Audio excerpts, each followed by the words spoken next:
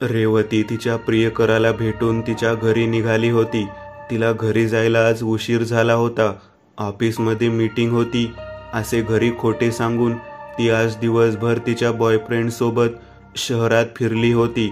आणखी त्यांची फिरायची इच्छा होती, पण वेळ आणि काळ याचे भान ठेवून ती घरी निघाली होती. ऑटोवाल्याने मुख्य रस्त्याला तिला सोडले होते.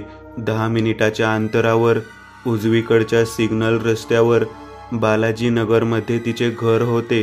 रात्रीचे 10:30 वाजले होते, पण रस्ता बऱ्यापैकी सामसूम झाला होता. वातावरणातील थंडीचा जोर हळूहळू वाढत होता. रस्त्यावरील दुकाने बंद झाली होती. घरांची दारे खिडक्या बंद होती. तिला आश्चर्य वाटले. कर्फ्यू लावल्यासारखी स्थिती झाली होती. खरंच रात्रीचे 10:30 वाजले आहेत का, हे पुन्हा खात्री करून घेण्यासाठी एक वेळ तिने तिला खास गिफ्ट दिलेल्या मनगटी घड्याळात पाहिले. पुन्हा मोबाईलमध्ये पाहिले. वेळ सारखाच होता. पावसाळा संपून थंडीची चाहूल लागली होती. ऑक्टोबर हीटच्या प्रचंड झळा सर्वांनी सोसल्या होत्या. यावर्षी झळा नेहमीपेक्षा जास्त होत्या. क्लायमेट चेंज होत आहे. पृथ्वी गरम होत आहे.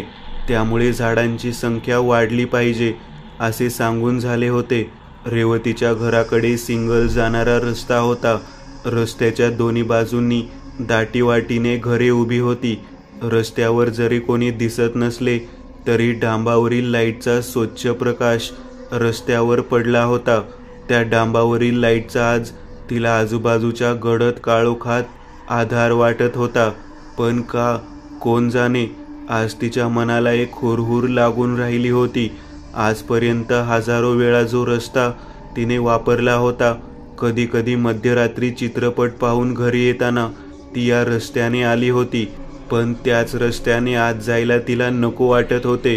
काय कारण होते, कशामुळे, तिला ते नीट सांगता आले नसते, पण तिला समोरचे सगळे काही फसवे वाटत होते. तिचे अंतर्मन तिला धोक्याची सूचना देत होते का? पुढच्या गडद काळ्या अंधारात कोणीतरी दबा धरून बसले आहे का? सावज टप्प्यात येण्याची वाट पाहत आहे का? झेप घ्यायला कोणीतरी आसुसले आहे का? रेवतीचा चेहरा गोल होता. अरुंद कपाळ, सरळ नाक, गोरा वर्ण आणि पाणीदार डोळे होते तिचे.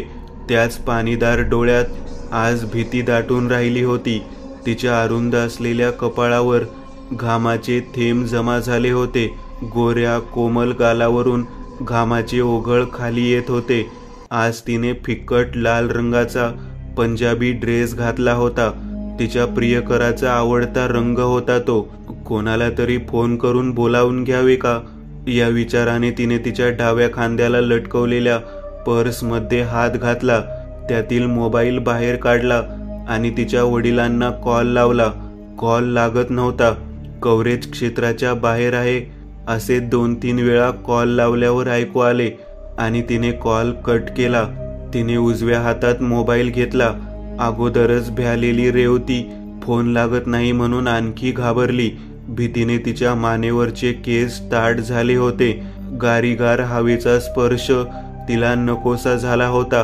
काहीही वाटत असले, कोणाचीही भीती वाटत असली तरी घरी पोहोचणे या क्षणी महत्वाचे होते, गरजेचे होते. रेवती वेगाने चालू लागली. तिचे डोळे भिरभिर फिरून आजूबाजूच्या परिस्थितीचा अंदाज घेत होते. डोळ्यांच्या कडेने कोपऱ्यावर काही काळे वेगवेगळे आकार तिला तिच्याकडे येत आहेत असे वाटत होते. तिने पटकन घाबरून वळून बघितले तर सगळं काही सामसूम होतं. तिथं कोणीही नव्हते. तिच्या छातीत रुतून बसलेला श्वास बाहेर पडला. लहानपणी एखाद्या विचित्र दिसणाऱ्या बाहुल्याची तिला भीती वाटायची.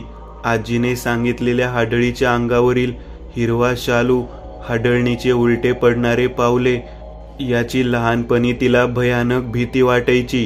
टीव्हीमध्ये दिसणारे जबडे वाचलेले, दातांना अणकुचीदार टोक असलेले सापळे, त्यांची तिला भीती वाटायची. आज कोपऱ्यातील अंधारात तेच आकार तिला प्रकट झालेले दिसत होते. एखादी हाडळ अंधारात उभे राहून तिच्या हातातील काकण वाजवून बोलवत आहे का, असे भास तिला व्हायला लागले होते. तिला जेवढी भीती वाटत होती तेवढी भीती जीवनात कधीही वाटली नाही. चालत तिने अर्धा रस्ता कापला होता. वेगाने चालण्याने तिला चांगलीच धाप लागली होती. थोडा वेळ थांबून खोल श्वास घेऊन आपल्या आजूबाजूला नजर फिरवून कोणी नाही याची खात्री झाल्यावर पुन्हा ती चालू लागली होती. वाहणाऱ्या वाऱ्यामुळे तिचे डोक्यावरील केस हवेत उडत होते, पण त्या वाऱ्याच्या वेगापेक्षा कोणीतरी वेगानं तिच्या आजूबाजूला पळत होतं, धावत होते. तिचा संशय हळूहळू खरा ठरतोय का असे तिला वाटत होते. बाजूच्या घराच्या दुसऱ्या मजल्यावर असणाऱ्या गॅलरीच्या अंधारातून खसखसण्याचा आवाज तिला ऐकू येत होता. कोणतरी कुजबुजत होते. त्या आवाजाने पुन्हा तिची भीती वाढली होती. श्वास छातीत रुतला होता. तिच्या चालण्याची गती वाढली होती. समोर शेवटचा एक डाम राहिला होता. एक वेळ डाम ओलांडला की त्यानंतर ती तिच्या घराच्या दारात जाणार होती. या फसव्या चक्रातून ती सुटणार होती. डांबाच्या पलीकडे तिच्या घराच्या दारात अंधार होता.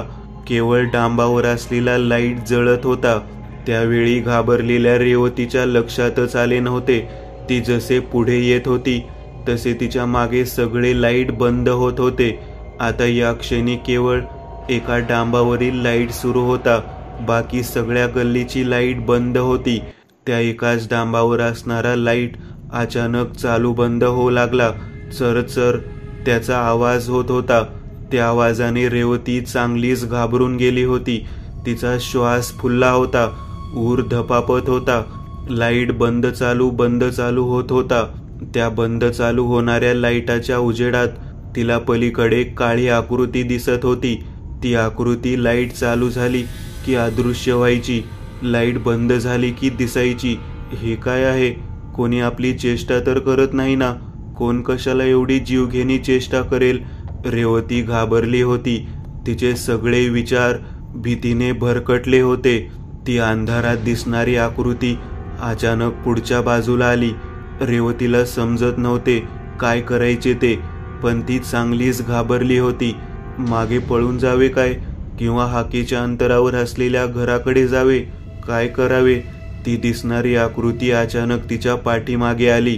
हसण्याचा आवाज तिच्या कानात घुमत होता. घाबरलेली रेवती पळू लागली, धावू लागली. पण पुढच्याच क्षणी एक हिरवा शालू नेसलेली, पांढरट रंगाचे बुबळे असलेली, फेगडत पाऊल उलटे टाकणारी, लहानपणी रेवतीला जिची सगळ्यात जास्त भीती वाटायची ती हाडळ तिच्या अंगावर धावली. तिचे बदडे बोलणे ऐकून अगोदरच घाबरलेली रेवती खाली कोसळली. पुन्हा ती उठलीच नाही. जोधपूर, महाराष्ट्रातील एक काल्पनिक शहराचे नाव. शहराच्या सिटी पोलीस स्टेशनचे इन्स्पेक्टर रुद्र बागल यांना बालाजीनगरमध्ये एका तरुणीचा मृतदेह सापडला आहे याची माहिती मिळाली. खबर मिळाल्याच्या रात्री इन्स्पेक्टर रुद्र घटनास्थळी पोहोचले होते. घटनास्थळी त्या गल्लीतील काही लोकांनी गर्दी केली होती. इन्स्पेक्टर रुद्र यांना दिसले की एक तरुणी रस्त्याच्या कडेला निपचित पडली होती. तिचे डोळे भयाने विस्फारलेले होते. मृतदेहाच्या आजूबाजूला काही दिसते का, पुरावा म्हणून काही मिळते का, याचा शोध इन्स्पेक्टर आणि त्यांची टीम घेऊ लागली होती. रेवतीच्या शरीरावर कुठेही जखमा झाल्याच्या खुणा नव्हत्या. तिचे विस्फारलेले सताड उघडे असलेले डोळे पाहणाऱ्याच्या जीवाचा थरकाप उडवणारे होते. ती तरुणी प्रचंड घाबरली होती. हे तिच्या डोळ्यामधील भयाने जाणवत होते. थोड्या वेळात ॲम्ब्युलन्समध्ये पुढील तपासणीसाठी तो मृतदेह रवाना करण्यात आला होता. तिसऱ्या दिवशी पोस्टमॉर्टम रिपोर्ट आला होता. पोलीस इन्स्पेक्टर यांनी त्या दुर्दैवी तरुणीच्या घरच्यांना रिपोर्टसाठी आणि इतर काही राहिलेल्या जबाबीसाठी बोलावून घेतले होते. रेवतीच्या घरच्यांनी दिलेल्या जबाबात त्यांचा कोणावर काही संशय नव्हता. 4 महिन्याखाली झालेल्या नोकर भरतीमध्ये तिला जिल्हा परिषदमध्ये चांगल्या पोस्टची नोकरी मिळाली होती. तिच्या घरच्यांना किती आनंद झाला होता. तिचे लग्न जमवण्याचे प्रयत्न चालू होते, पण तिचं दुर्दैव घडलं आणि तिचा मृत्यू झाला. रिपोर्टनुसार तिचा मृत्यू हार्ट अटॅकने झाला होता. रेवतीच्या घरचे, तिचे आई वडील, भाऊ स्टेशनमधून निघून गेल्यावर इन्स्पेक्टर रुद्र त्यांच्या खुर्चीवरचे उठले आणि तिथंच समोरच्या बाजूने येरझाऱ्या घालू लागले. विचार करू लागले. या केसमध्ये काही गोष्टी त्यांच्या मनाला अस्वस्थ करणाऱ्या होत्या. रेवतीच्या मृत्यूचे कारण समोर आले होते, पण त्या रात्री जेव्हा तिच्या डोळ्यांकडे आपण पाहत होतो तेव्हा मात्र ती कशाला तरी प्रचंड घाबरली होती हे दिसून येत होते. कशाला घाबरली असेल ती, आणि जे काही तिने पाहिले असेल किंवा तिला जाणवले असेल त्याचमुळे तिला अटॅक आला असणार आणि त्यातच तिचा मृत्यू झाला. तिच्या घरच्यांना विचारले तर ते सांगतात की ती खूप शूर होती, कशालाही घाबरत नव्हती. फक्त तिला भूतांची भीती लहानपणापासून वाटायची. मग काय, तिला भूत दिसले असेल का एखादे? रुद्र सरांनी बाहेर उभे असलेले हवालदार कोंडे यांना आत ऑफिसात बोलावून घेतले. तुम्ही आज ती तरुणी जिल्हा परिषदेत ज्या विभागात काम करत होती तिथं भेट द्या आणि त्या तरुणीचे स्टाफमध्ये कोणाशी कसे संबंध होते ते चेक करा. कोणी एकतर्फी प्रेम करणारे होते का त्यावर पण फोकस करा. सरांच्या सूचना लक्षात घेऊन सरांना सॅल्यूट ठोकून कोंडे सरांनी सांगितलेली माहिती गोळा करायला जिल्हा परिषदमध्ये काही कॉन्स्टेबल लोकांना सोबत घेऊन निघाले. जिल्हा परिषदेत माहिती गोळा करून संध्याकाळी 5 वाजण्याच्या अगोदर कोंडे पोलीस स्टेशनला हजर झाले होते. कोंडेंनी त्यांच्या मिशांचे आकडे केले होते. काही चांगली गोष्ट झाली की ते मिशीच्या आकड्यावरून रुबाबात बोट फिरवायचे. त्यांची ही सवय ते रुद्र सरांच्या समोर वापरत नव्हते, पण कधी कधी चुकून त्यांच्या पुढे मिशीवरून हात बोटे फिरवली की त्या दिवशी कोंडेंना जादा काम लागायचे. त्यामुळे शक्यतो सरांच्या पुढे ते अजिबात रुबाबात बोलण्याचा प्रयत्न करायचे नाहीत. कोंडे यांनी केलेल्या चौकशीत रेवतीच्या स्टाफमधील एका मैत्रिणीपाशी ती 2-3 दिवसाखाली बोलली होती की रात्री स्वप्नात कोणीतरी येऊन तिला छळत असते आणि ते स्वप्न खरे वाटावे असे तिच्या आजूबाजूला परिस्थिती घडते. म्हणजे नक्की काय म्हणायचे आहे कोंडे तुम्हाला? म्हणजे सर, त्या माहिती सांगणाऱ्या मॅडमने जसे सांगितले तसे मी तुम्हाला सांगतो. समजा रेवती झोपेत आहे आणि तिला स्वप्न पडले की कोणीतरी तिच्या रूमची खिडकी उघडून काळ्या लांब सडक सडलेले बोट जळके हात खिडकीत ठेवून कोणीतरी आत रूममध्ये येत आहे आणि तिच्यावर हल्ला करायला ते आलेले विद्रूप जिभल्या चाटत जबड्यापर्यंत तोंड फाकवत तिच्या नरडीचा घोट घ्यायला तिच्यावर झडप घालणार, किंवा मग तिच्या गळ्याभोवती कोणीतरी फास टाकायचे, हातांनी तिचा गळा आवळायचे. तिचा जीव जाणारा त्यापूर्वी ती खोकत गळ्याला हात लावत उठायची, पण खरे कोणीच तिच्या गळ्याभोवती फास आवळत नसायचे किंवा तिचा गळा दाबायला आलेला कोणी दिसायचा नाही. पण तिच्या गळ्यावर उमटलेले काळे उरण मात्र उठून दिसायचे. उघडलेली खिडकी, खिडकीत सडक्या जळक्या हातांचे ठसे, खाली टाईल्सवर पावलांचे ठसे तिच्या रूममध्ये दिसायचे आणि थोड्या वेळाने ते सगळे अदृश्य व्हायचे. याबाबत ती मानसशास्त्रज्ञ, मनोविकाराचे निदान करणाऱ्या डॉक्टरांची ट्रीटमेंट घेणार होती. पण हे सगळे तिच्यासाठी भयानक होते. कोंडे, तुम्ही म्हणता ते शक्य नाही. भूतबीत काय नसते. हा झालेला मृत्यू भयानक आहे, दुर्दैवी आहे. एक तरुणी तिच्या टॅलेंटच्या जोरावर 4 महिन्याखाली स्पर्धा परीक्षा देऊन आजच्या स्पर्धेच्या युगात नोकरी मिळवते आणि दुर्दैवाने अटॅकने तिचा मृत्यू होतो. यापेक्षा ती वाईट काय असेल? तिच्या आईवडिलांना काय वाटत असेल? घडलेली घटना दुर्दैवी आहे. वार शनिवार, वेळ रात्री 10:30, ठिकाण सपना बार. तुम्ही जी रक्कम सांगत आहात ती प्रचंड आहे. अहो सर, 20 लाख रुपये काही मोठी रक्कम नाही. रवी सौदा करायला आलेल्या समोरच्या पार्टीला म्हणाला, 20 लाख कमी नाहीयेत. आम्ही तर 15च देणार होतो, पण तुम्ही आहे म्हणल्यावर कामाची खात्री आहे आणि म्हणूनच 5 जादा देत आहोत. अंगाने जाड असलेली ती व्यक्ती म्हणाली, ठीक आहे, मला वरिष्ठांशी बोलणे करू द्या, मग आपण ठरवूया. आणि हा, दुसरी पार्टी 25 द्यायला तयार आहे. तरी पण तुम्हाला दिलेला शब्द मी पाळतो आहे. रवी त्याचा मोठेपणा दाखवत म्हणाला. ती जाड पार्टी. धन्यवाद म्हणून रवीचा उदो उदो करत ती व्यक्ती तिथून उठून निघून गेली. रवीने दारूचा आणखी एक ग्लास संपवला आणि त्याच्या वरिष्ठांना फोन लावला. बॉस, तो 15 म्हणत आहे, काय करायचे? रवी धडधडीत खोटं बोलला. पलीकडून आवाज आला, त्यांना 20 द्यायला सांग. बॉस, बरेच प्रयत्न केले मी, पण 15च देतो म्हणतात.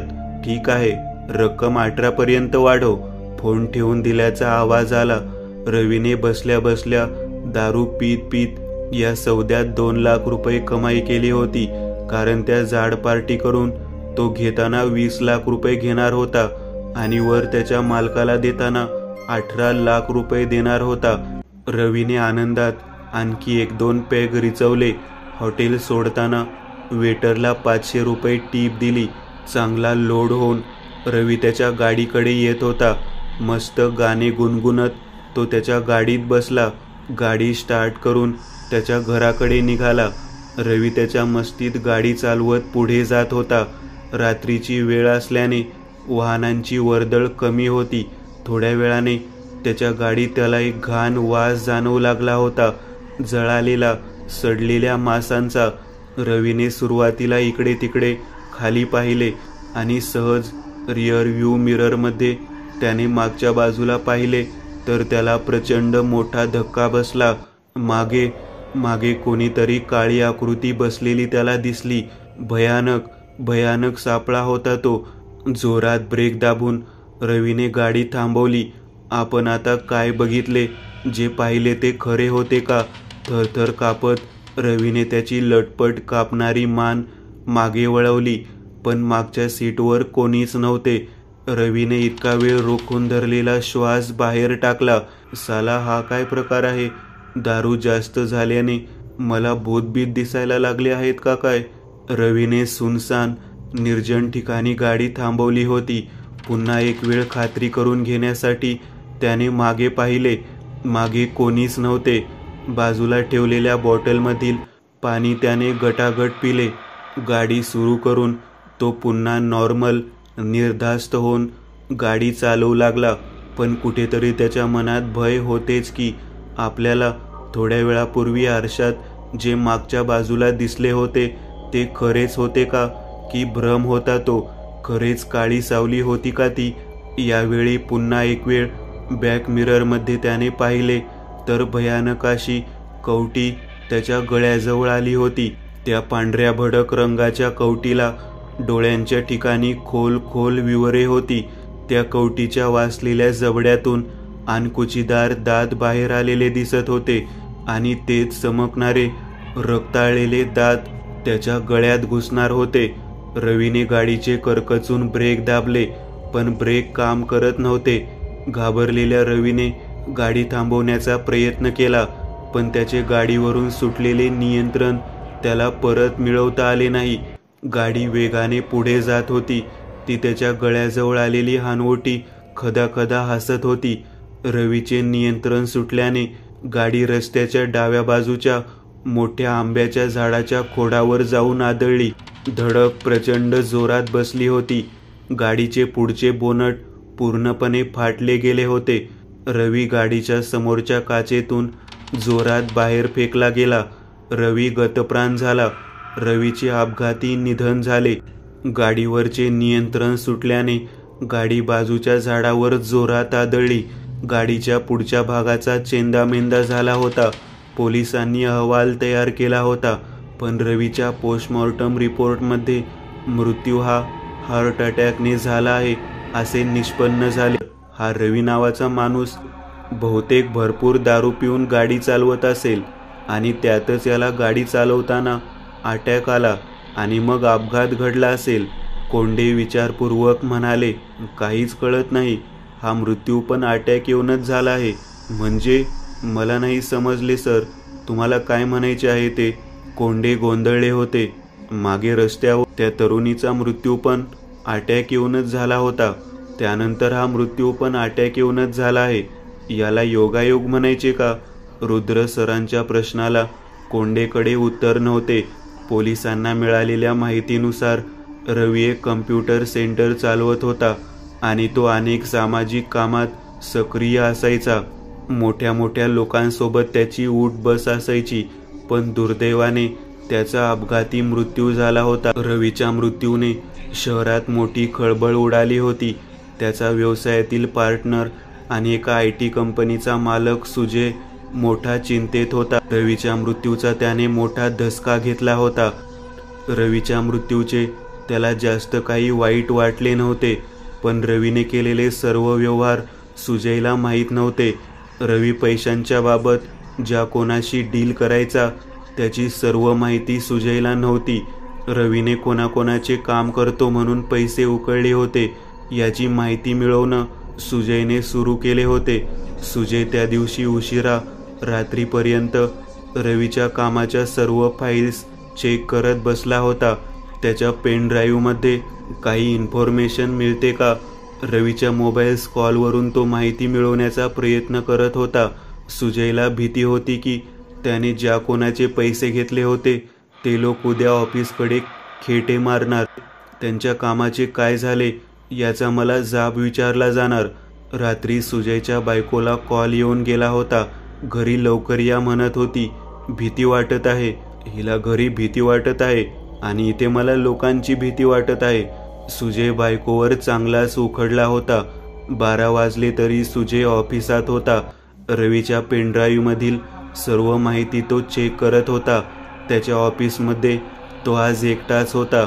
त्याच्या कंपनीमध्ये काम करणारे सर्व कर्मचारी घरी गेले होते. तो एकटाच काम करत होता, पण तो तिथं एकटा नव्हताच. त्याच्या मागच्या बाजूला खिडकीच्या वर डाव्या बाजूला मोनालिसाची जगप्रसिद्ध पेंटिंग भिंतीला लटकवलेली होती. त्या फोटोच्या बाजूला रवीचा फोटो होता. रवीचा मृत्यू झाला असल्याने त्याच्या फोटोला हार घातलेला होता. सुजयच्या बरोबर मागच्या बाजूला असणाऱ्या खिडकीच्या पडद्याची हालचाल होत होती. हळूच तिथली सावली बाजूला जाऊ लागली. ऑफिसच्या भिंतीवरती सावली थरथर कापत फिरू लागली होती. सुजय अस्वस्थ मनाने त्याचे काम करत होता.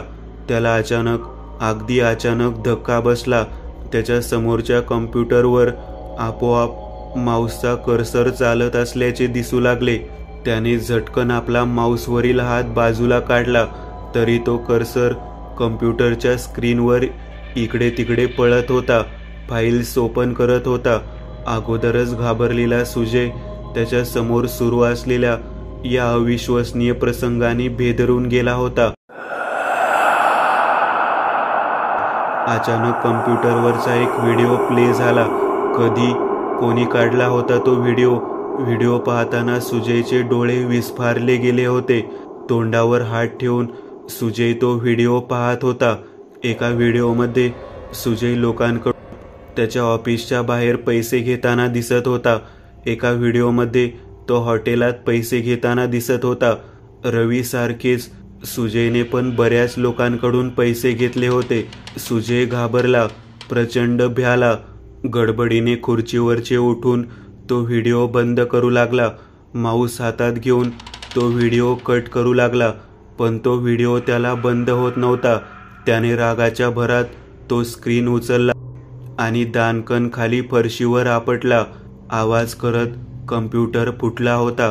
फुटलेल्या तुटलेल्या स्क्रीनमधून धूर बाहेर येऊ लागला होता. अचानक सुजयच्या मागे असणाऱ्या खिडकीचे पडदे हलू लागले. जोरात वाऱ्याने फडफड करू लागले. सुजय माघारी वळून खिडकीच्या पडद्याकडे बघू लागला. सुजयच्या डाव्या बाजूला असलेल्या भिंतीवरील त्या मोनालिसाच्या पेंटिंगमध्ये तिच्यामध्ये काहीतरी हालचाल त्याला जाणवली. तिच्या डोळ्यात हालचाल होत होती. तिचा हसणारा चेहरा अचानक राकीट दिसू लागला.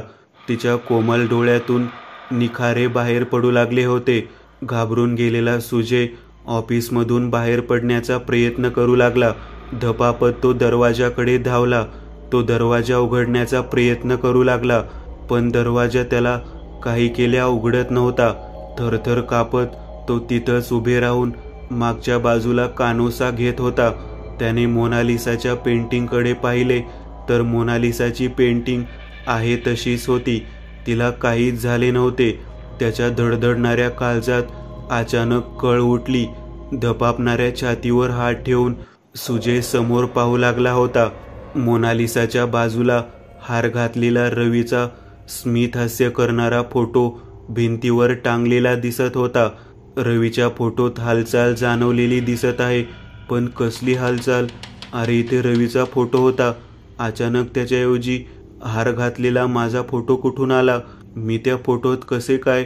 आणि रवीचा फोटो कुठे गेला? सुजयला रवीऐवजी त्याचा स्वतःचा फोटो त्या फ्रेममध्ये दिसत होता. आणि तो फोटोतील रवी खाली जमिनीवर पाण्यासारखा का ओघळत जात आहे? प्रवाहासारखा का धावत आहे? तो उठून उभा राहत आहे, पण तो खरंच रवी आहे का? रवीचा तर मृत्यू झाला आहे ना, मग हा कोण आहे? फोटोतून बाहेर आलेला रवी, पाण्यासारखा धावणारा रवी अचानक उभा कसा राहिला? रवी विचित्र डोळ्यांनी पाहत होता आणि हळूहळू चालत तो सुजयकडे येत होता. आपल्या तोंडावरील जमा झालेला घाम हाताने पुसत सुजय मागे सरकत होता. माझ्याकडे नको येऊ, नकोस येऊ. सुजय एक एक पाऊल मागे जात होता, गुरगुरत. रवी एक एक पाऊल पुढे टाकत सुजयच्या जवळ पोहोचला होता. वेगाने मागे येणारा सुजय अचानक खुर्चीला अडखळला. त्याचा तोल गेला आणि खिडकीच्या बाहेर काच फोडून तो 5व्या माळ्यावरून खाली जमिनीवर पडला. त्याच्या डोक्यातून नाकातोंडातून रक्त बाहेर पडत होते. जमिनीवर रक्ताचा सडा पडला होता. दुसऱ्या दिवशी सुजय शर्मा याने आत्महत्या केली अशी न्यूज सगळ्या चॅनलमध्ये आली होती. शहरात 5-6 दिवसांच्या अंतराने 3 मृत्यू झाले होते.